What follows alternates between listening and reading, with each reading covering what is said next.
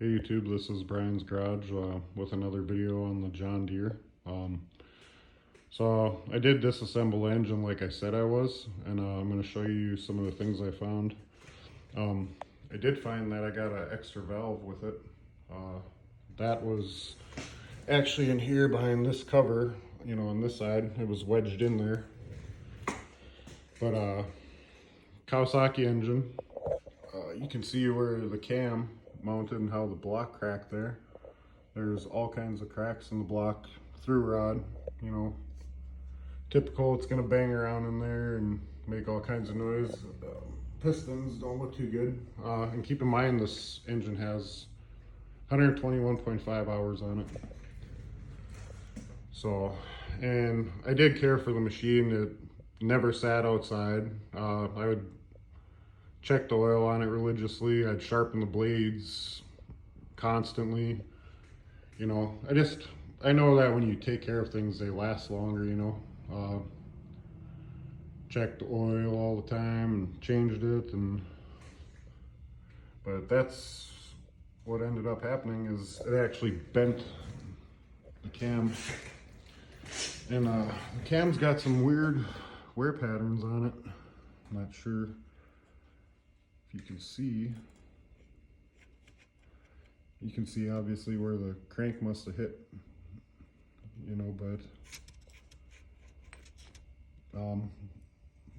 one of these cam lobes here, this one right here, is really sharp on the end. So I guess you can see how the cam was wearing before it threw the rod, you know. And then here's the bottom cover. You can see all the pieces of the housing in there.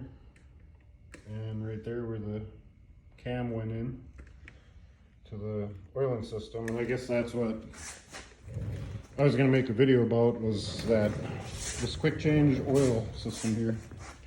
So now this is the easy change filter and it's full. It says right there 750 milliliters, but the engine, and I looked this up, it says that has a capacity of 2.8, and this is the oil extra oil that I got out of it. So when you're changing your oil on this machine, you're literally changing 1/3 of the oil. But you know, I guess I don't understand how that's okay, you know. When did we trade convenience for, or you know, trade we're looking for the words here, preventative maintenance for convenience, you know.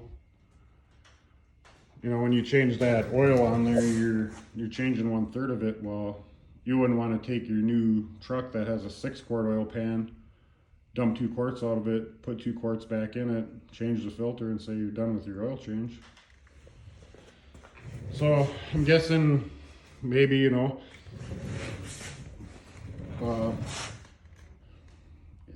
I don't know. It's tough to say because, you know, you want to change your oil after a certain time, you know. On here they say you want to change your oil once a year, you know, or was it 50 hours? But I talked to a Kawasaki dealer and he recommends on these engines without this 100 hours. So you're changing it sooner. You're paying $44 for that oil filter, and you're only changing 1/3 of the oil in there.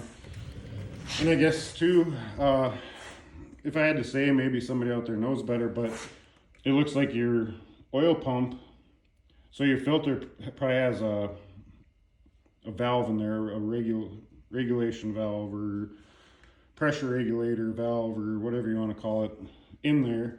And I'm guessing what happens is your oil pump pumps up the pressure to your oil filter, and once it reaches a certain pressure, then it allows the oil out, so that way it maintains a full filter. Something that I'm not too familiar with, I'm just kind of guessing on that. But who's to say that that valve can't go out at any time and all of a sudden you have no oil pressure? So I'd be a little weary, I guess. You know, some guys, and I hear people say this a lot, oh, I've never had a problem with mine. And some people say, oh, I've always had problems with that, you know.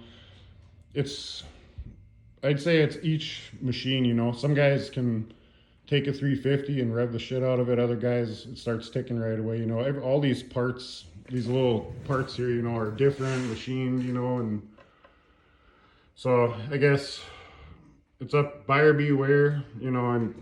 I mean, I can see something in that filter, you know, if that valve doesn't open, well, your pump's not pumping oil up, you know.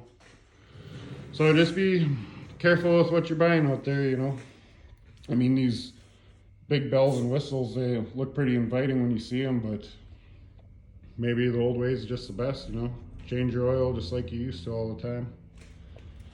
So, and I get people are saying too, you know, well, you bought it from a box store, it's a cheaper version. Well, John Deere's still putting their name on this, you know. Kawasaki's still putting their name on this, although I see the Briggs and Stratton emblem on that connecting rod there, you know, what's left of it.